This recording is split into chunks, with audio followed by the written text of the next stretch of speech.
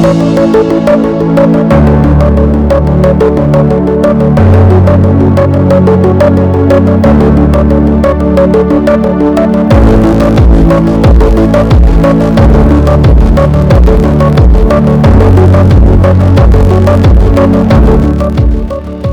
welcome to our fourth class on financing and fundraising for tertiary institutions in Sub-Sahara Africa. My name is Reba Ogo, the CEO of Peniel Doxa Consulting, and I hope you've just been adequately and duly informed on the various issues which have arisen in the previous lectures. And what we are trying to do is to just further encourage and inform respective promoters, conveners, and founders of tertiary institutions across Sub-Saharan Africa, and to make them know that it is possible, for them to achieve their goals and their missions as they apply some of these time-tested principles that we have available to share with them.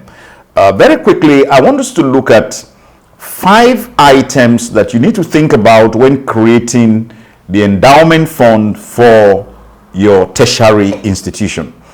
The first thing you have to take into consideration is you need to find out how much you require to start your endowment. You remember we've talked about endowments started from very modest sums in Yale, in Cambridge, in Oxford, and the rest like. So you need to know that you can start at almost any point, but it's good to know, what you require to actually start one. This is perhaps the most common question, of course, which, will depend on a whole raft of factors. Such as the amount of capital needed to fund the organization annually. Are there any other sources of income to the organization or ongoing income into the endowment? That is like corporate profits, fundraising. What is the investment profile of the endowment fund? And what is the growth and vision of the organization, and so on? Now, these are pertinent questions which you will encounter as you want to start. The next thing to consider or think about is what your risk appetite is as an organization or as individuals who have come together, to found a tertiary institution. And at that, you need to seek out an investment manager who can offer suitable strategies in terms of historical returns and risks. That is very required and necessary, especially some countries may have very specific conditions as it concerns investments, So that, of course, you need to get professional advice, because sometimes you might need to also, for the sake of increasing the profitability of your portfolio, your endowment portfolios, you might need to do foreign investments. And then, of course, the third issue you should think about very closely are the legal requirements. What are the legal requirements, for setting up endowments in your country or setting up endowments in your area? You need to be sure of this so that the endowments, when they are set up, they are well constituted to the extent that there is no mix-up. You don't find yourself in a situation where there are either conflict of interest or of rules, and that brings all, a whole lot of issues to the actual working of the endowment. But again, the reason why you need to have your legal requirements clearly in place is to ensure or to more or less keep donor loyalty. Your donors will be more loyal to you when they observe that you have more or less, the appropriate and the required legal requirements to do that. Then what are the tax implications and legal implications of setting up an endowment in your country or your environment? You need to speak to your legal advisor, your accountant, and your tax advisor on the most suitable way to structure your endowment. Please you need to be clear as to the tax implications. These differ from country to country. So it's expected that it will not be the same in any two countries. So you would be doing the right thing when you speak with your legal advisor, your accountant, and your tax advisor. Because in some jurisdictions, profits are taxed, irrespective of the fact that they are endowments and the rest of it. So you need to be very sure of that. And then the fifth issue to consider is, what is the public, facing rationale for your endowment? Some potential funders will question your need for additional funding if you already have a particularly large endowment. So you need to turn it into a positive to show financial sustainability, financial stability, and professionalism. Now, we encounter some of these issues, actually on the field, and during a consultation and training recently, an organization, which happened to be a worldwide non-profit, brought this up as one of the arguments which their potential donors more or less make against them when they ask for funding. And I said to them, I said, look, it works out like this. Before anybody accuses you of having too much money, what you should be able to do is to, put your objectives, your goals, your mission, and your vision in clear perspective, and then measure against that what you have been able to achieve till date. So let me say, for example, you want to reach out to, X number of youth in your country, X number of children in your country. Now, come to think of it, if your university, can only accommodate a fraction of what your entire environment or country constitutes, it only means that you still have space to grow. So the more money you get, the more you are going to be able to achieve your goals and your objectives. So you can never get to a point where you say you have too much money in your institution, for the simple reason that you have not been able, as it were, to completely accomplish what the vision and the mission of your organization is. If you plan to reach 10 million youth in your community or in your country, think of, the number of youth you have not reached so far, and also look at the number of youth that have not been reached by other organizations that are doing the same thing with you. You will discover that on a good day, all the non-profit organizations, the NGOs, social enterprise organizations who are in one form of activity or the other in a particular area might just be able to provide just 5 to 8% intervention across board in the whole country, cumulatively. So you have not reached the point where you have too much money. So when there's the public perception that you already have money, and as a result, why are you asking for more money? You need to make your donor public to understand that whatever monies you are asking for, are in furtherance of the fulfillment, the attainment and the establishment of your goals and your objectives. So that will be an adequate answer anytime you are confronted with that. So let us quickly look at the issues of corporate governance. The corporate governance, of your board or your institution, when you set up an endowment, becomes very key. It has to be, you have to understand that you need your board to have, a mix of professionals who have experience also on the investment side, but also a passion for your cause. You also need to consider transition questions and the legacy of your endowment should the founder no longer be around to ensure the continuation of its intended use. So what are we looking at? We're looking at appropriate corporate governance of the institution, of the board, and all that is required. And there must be in place a sufficient an objective recruitment and succession policy, to the extent that the endowment funds cannot be hijacked by any person or any group of persons. As long as the processes are objective, clear, and above board, that will always be the report.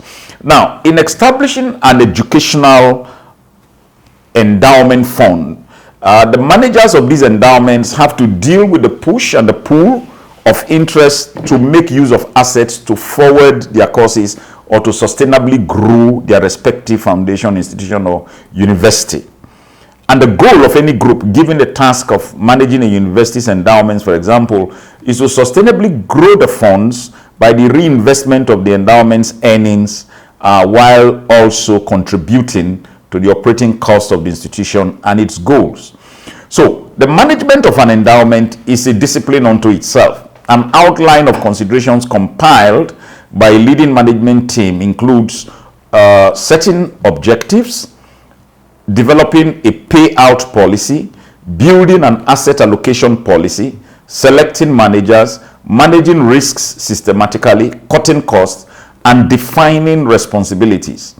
All right. So it's you need a leading management team, a very informed one, a very professional one, to look over or to take care of the endowment. And like I said in our last lecture, the members of this endowment office or team will have very close working relationship with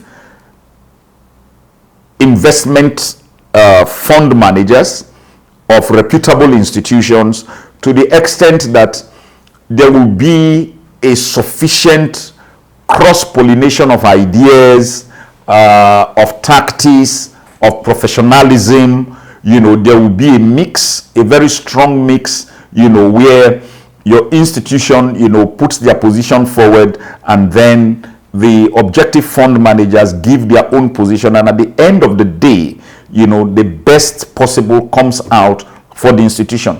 But in whatever way, means, and form your institution wants to administer the investments, is also to their own more or less decision. So they can take their decisions on what exactly they want to do. But if you ask me, I will say to you that the endowment office of the institution should be strictly for administrative purposes, whilst the the proper investment function, is outsourced to an experienced and standing investment house, investment bankers, investment banks for that matter, or a group of trustees who have over the years proved reliable and proved solid anywhere in the world to managing your funds, in a very sustainable manner. That is key to getting the kind of results that you want to get. So your management team should be able to set the objectives, develop the payout policy, build an asset allocation policy, select the managers, and manage the risk systematically. That is, in consonance with the external investment managers, cutting costs, and of course, defining responsibilities in the organization as you grow. It's crucial to do that, because the whole objective is to ensure that the fund continues to grow and becomes virtually perpetual in, the adequate supply of resources to your institution to be used for the things you want it to be used for. Okay, so let's look. Let's just take a very quick one and do a final segment for this particular lecture, and we're looking at tips for successful endowment fundraising. To do that, to have a successful endowment fundraising, you need to have the following in place. You need to have a strategic plan for your non-profit. I always say to organizations, non-profits, social enterprise organizations that are in search for particular funding for very many causes, that the first thing to do, or the first place to start in going after funding, is to put in place a 5 to 10 year strategy plan. And that strategy plan will be particularly a fundraising and financing strategy plan. This strategy plan, is, as it were, not your operations plan, but actually your plan to source financing for the respective activities, to source funding for the respective activities, your organization or your school or your tertiary institution will find itself doing in the next 5 to 10 years. So the first place to start is the strategy. Without that strategy, it's going to be virtually impossible, to do any enlightened endowment fundraising. So you need to have a strategic plan for your non-profit. Endowment donors give because they want your organization to be sustainable. And make sure you have a plan in place for the future and share that plan with donors and prospects. I say all the time to our clients that the easiest way for you to convince a donor is by having in place an adequate strategy plan. Without an adequate strategy plan, you have told your donor, you would be giving your donor the impression that you are not going to be intentional about how you will handle whatever resources are given to you. There must be a strategy plan in place of how to raise that money, and there also must be a very clear indication as to what those monies go into when they are raised.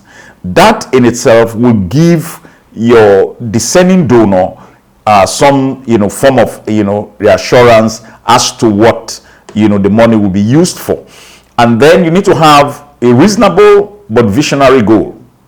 All right, for you to do successful endowment fundraising, you need to have what we call a reasonable and but visionary goal. Let's say, for example, if you generally raise, let's say, $10 million per year, and you're launching a campaign to raise $250 million in the next 3 years, that is unlikely to be, very successful, because you have already, more or less stretched your limits, and to go so far to 250 from 10 might be, a bit difficult. But if you raise 10 million each year and you're launching an endowment campaign with a goal of 15 million, that is also likely to be accommodated. You understand? But it might not be a big enough goal. But set an endowment fundraising goal that is reasonable, but reasonably big and game-changing for your non-profit.